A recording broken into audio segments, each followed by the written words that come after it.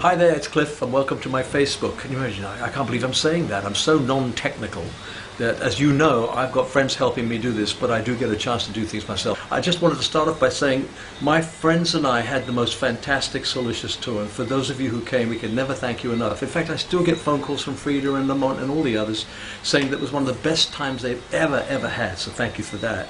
Now, I've been given a whole bunch of questions 10 questions that maybe I should answer personally, and I'm very happy to do that.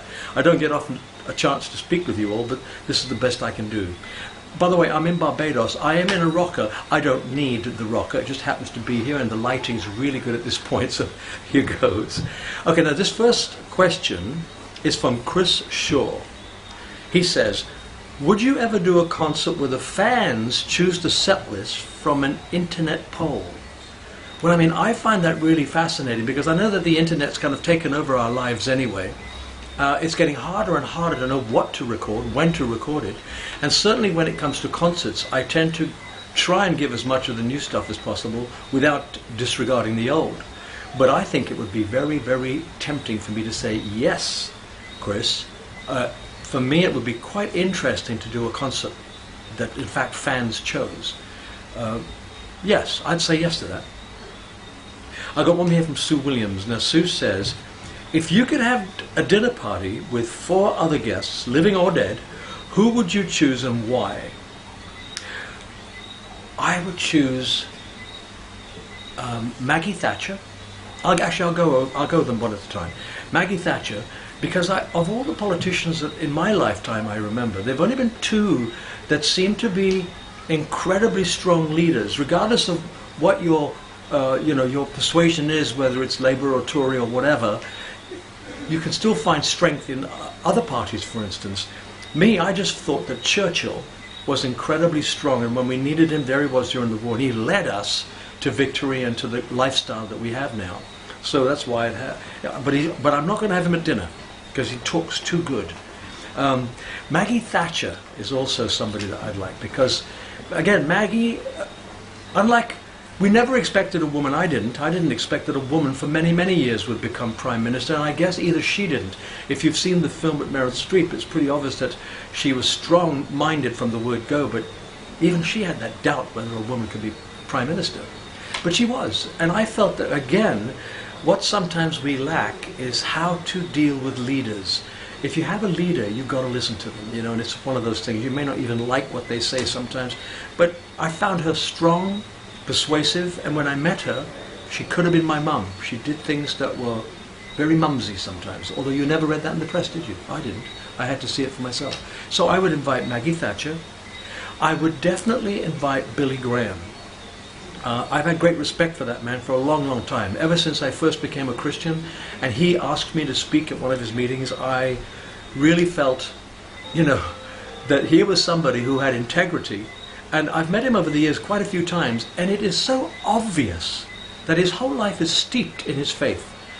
If any of you have any doubts as to whether he really believes what he believes, let me tell you now, I'm convinced that he really believed everything he said and wanted only to do the best for other people and hopefully spread the news so that more people would have the choice to become not necessarily an evangelist, but certainly become a Christian and have some form of life that has spirituality and depth to it.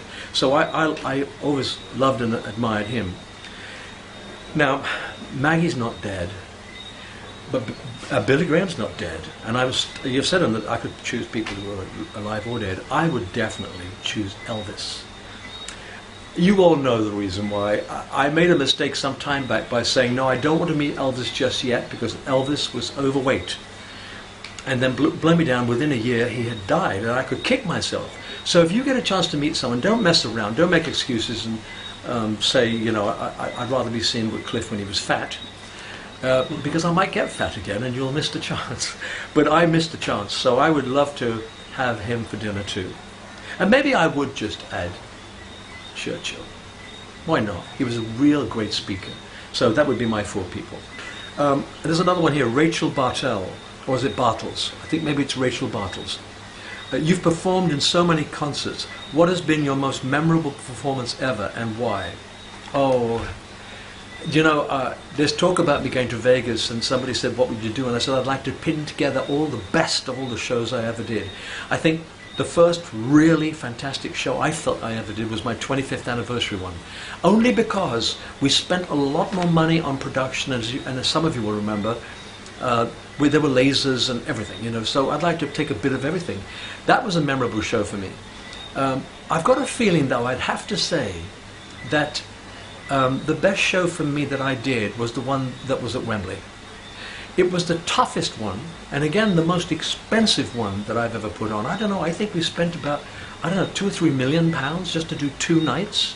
And of course, as you know, the Shadows were there, Aswad were there, Jerry and the Pacemakers they were there, the Searchers, myself. I got to get the whole Oh Boy show, and we opened the whole thing that night, and there were 72,000 of you each night. Thank you. So for me, that would be the most memorable show. And of course, the show lasted 5 hours, and I pretty well sang all the way through it because they couldn't get me off. I wanted to be on the Oh Boy. How could I not sing with the Shadows? How could I not jump in on the Searchers? I mean, I just dabbled in everything. And of course, that final time when I got a chance to sing with Jet Harris and Tony Meehan, both sadly have died on us now, but at least I'll have all sorts of memories for that. So that would be the most memorable one. And I'd like to mention Solicious. I've never done a show where I've shared the stage with so many people, and it was really fun. Made it a little bit easier for me, of course, but it was just fantastic fun. But if you really want the best one, the one that's meant most to me, it would be the one at Wembley. I've forgotten what it was called. It was called From a Distance. No, was it called From a Distance? We sang From a Distance in the end. The Event was called The Event. Okay. Cliffette Rebecca. Now I don't even know whether Cliffette is a description of who you are, Rebecca. But anyway, it says, Dear Cliff, what was the funniest thing in your eyes a fan made or did for you? What that made you laugh? Well, I think I've mentioned this a few times before. I'm sure I mentioned it in my book. If I didn't, I'll tell you again. And if some of you have heard it, forgive me.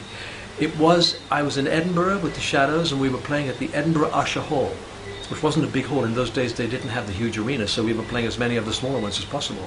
Anyway, this great big box. Now, we were used to getting gifts. You know, you have flowers and the odd bottle of wine or something. But suddenly, this big cardboard box, it was huge and heavy, not just ordinary cardboard. It was like reconstituted wood, really. And it came in, and I said to the Shadows, I've got a TV set. Someone sent me a TV set. I couldn't believe it.